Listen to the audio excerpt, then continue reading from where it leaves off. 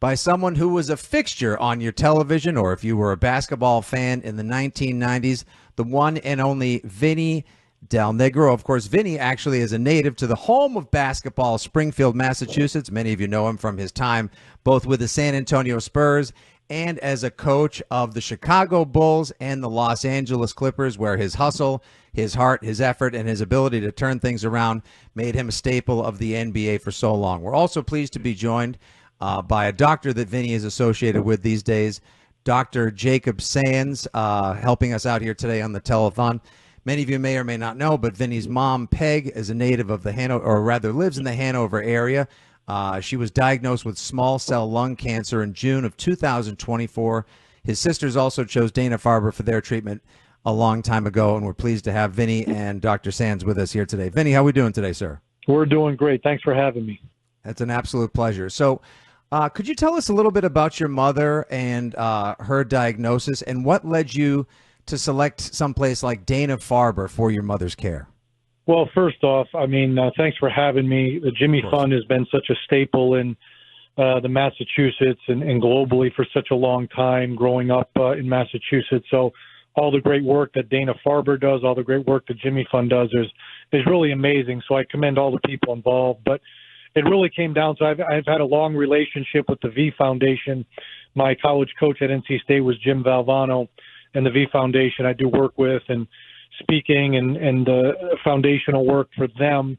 And when some family had some issues in speaking to them, and being from the Boston area and my families and sisters and everyone, Dana-Farber is obviously a world class. And we went to them and said, who's the best? And they said, Dr. Sands at Dana-Farber. And he's the best because his up-to-date research, his options, his bedside manner, all the protocols he has, and most importantly, my mother, who was diagnosed with small cell lung cancer, she has a very complicated and complex medical history and issues going on with neuropathy and diabetes and bladder cystitis. But Dr. Sands and his staff, Stephanie McDonald, his PA, the nurses, when you go to Dana-Farber, it's organized. Everyone's polite. They're on time. But more importantly, Dr. Sands has an ability that I've seen that is unique in the sense of my mother instantly trusted Dr. Sands, his bedside manner, his knowledge, his in a very difficult situation, some people have the ability to make you feel better. And that was right off the bat for my mother when we left the first time we met with Dr. Sands, and my sisters had the same feeling, Teresa and Nina.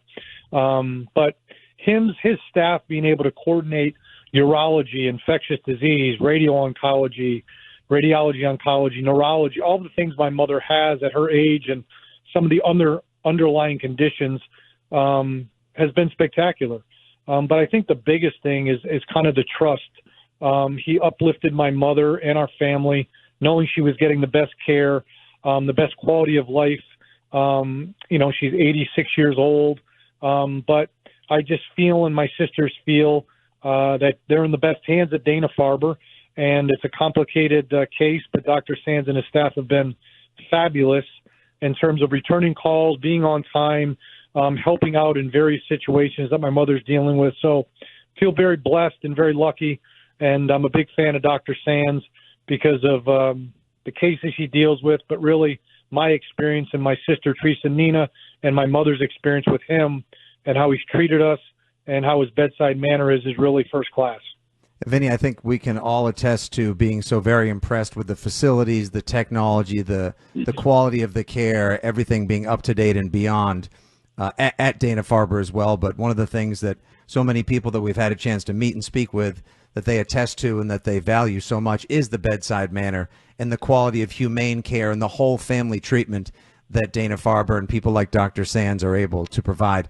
And Dr. Sands, could you please share with us a little bit about Peg's treatment, what makes it so unique, and the progress that you've been able to make together since she was first diagnosed and turned over to your care?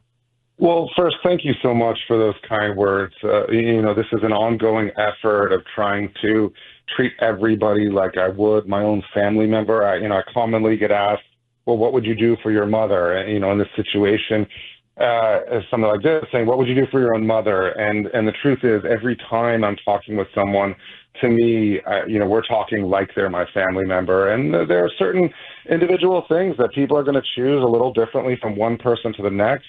And so there is no cookie cutter way of going about this. This is a matter of sitting down person to person and laying things out and saying, okay, here's the scenario, and how do you want to go about this, and laying out options like I would for my own family member. I'm not going to say specifics about her case, other than just saying that most people realize that that anybody with a lung cancer now is, with rare exception, getting a drug that is new within the last 5 to 10 years. Almost everybody. And so we are making wonderful progress. It's not fast enough. There's still a lot of work to do to get to the point where we're curing everybody. And we're not going to stop until we get to that point. Now, we have made some good steps, and there are some miraculous steps for a subset of people, and some really solid one step forward, every few years for others. And so this is our ongoing work. I wish that the outcome was driven entirely by how much effort we put into that. Then we'd be curing everybody that that's where we want to get to. And so there's an element of this that we don't have control over. And that's the thing that we're working so hard to make progress on, is the research where we can advance the field and advance the treatments and make it better and better for everybody.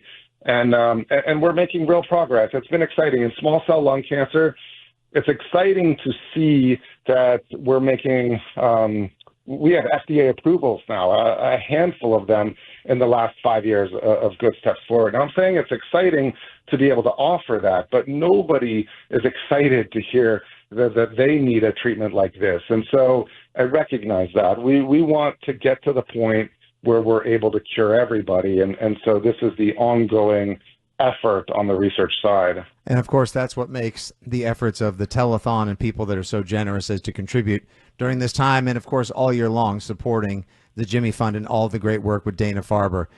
Vinny, it sounds like you feel like things are in the right hands, and you're very pleased to be working with Dana-Farber and Dr. Sands. Just one other question for you. For somebody like yourself, who was always about resilience and grit and hustle and heart, how much does it, I'm sure at times it can be very difficult, because obviously there are certain things you always love to control, and then you have to turn your faith and the work over to people like Dr. Sands and everyone at Dana-Farber. How difficult can that be, and how do you remain strong in the face of all this, considering that that you're getting the best care possible? Well, that's the key. I mean, there's only, like you said, there's only so many things you can control, and what you can control is basically your attitude and being a support system for my mother, family members, friends that obviously have been diagnosed with cancer.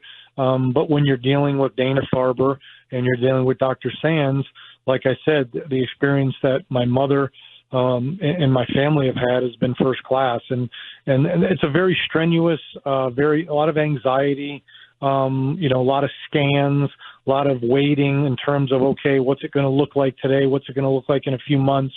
So trying to figure that out. But really all you can do is take it a day at a time, try to keep a positive attitude, give my mother all the support system that she needs. My sister Teresa does most of the heavy lifting for sure, because she lives back there, and my other sister Nina in New Hampshire. So I'm out in Arizona, visit to see Dana-Farber and Dr. Sands periodically, and my family, but my sister Teresa does the heavy lifting. So at the end of the day, we want the best care.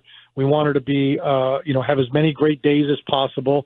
There's always some things with all of her complications and other things she's dealing with that Dr. Sands is helping out with other doctors and things. But, she's had some tough days, there's no question, and some setbacks, but also some very positive results. And these are very complicated, very complex cases like my mother's, that Dr. Sands has been on top of. And I feel very happy and pleased that we're giving my mother every quality of life day she can get with Dana-Farber and Dr. Sands' leadership. So is it tough? Of course.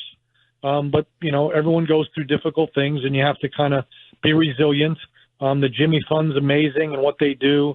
The money that goes into the research for Dr. Sands, and it's not enough, and it needs to be recognized. Obviously, all these things get done with money and time and very smart people that are dedicated, and that's what Dana-Farber is about, research and results. And the more money that we can raise, the more awareness we can put into it, the more doctors and more people like Dr. Sands can hopefully come to some positive conclusions to help people throughout this process that is very difficult. And Dr. Sands, last question, if I may. Whether you have a history of cancer in the family or just want to make sure that you're healthy and well, how important would you say cancer screenings are for everyone? Oh, exceptionally important. And, with that, actually, I'd like to put in a plug for lung cancer screening. Anyone out there who has a history of smoking between the ages of 50 to 80 is likely eligible for lung screening. But that's certainly something to talk with your doctor about. Frankly, if lung screening was happening for everybody who qualified for it, it would improve cancer mortality more than anything else that is currently available. So this is a huge deal. It's something that I personally work a lot on making sure people are aware of and trying to get that word out to the public and also with primary care doctors. Now, I just described who currently qualifies, and there's research that goes beyond that as well. And so there's ongoing efforts at better identifying who should really undergo lung screening or how broad that should happen, but certainly something for people to be aware of. Well, Dr. Sands, you are at the forefront of the research, the development, the work, and the care at Dana-Farber, and you have patients like Vinny's mother who obviously are receiving top shelf care, and we thank you for all the care and compassion and work that you've put in, the countless hours and your time today as well. And Vinny, thanks to people like yourself as well, we're able to get the attention of sports fans and people beyond being fans of basketball and more to pay attention to the incredible work that Dana-Farber is doing and raise money for the Jimmy Fund. We wish you well. Thank you so much for the time today. God bless, and obviously all the best for your mother. Hopefully a full recovery, and to your family as well.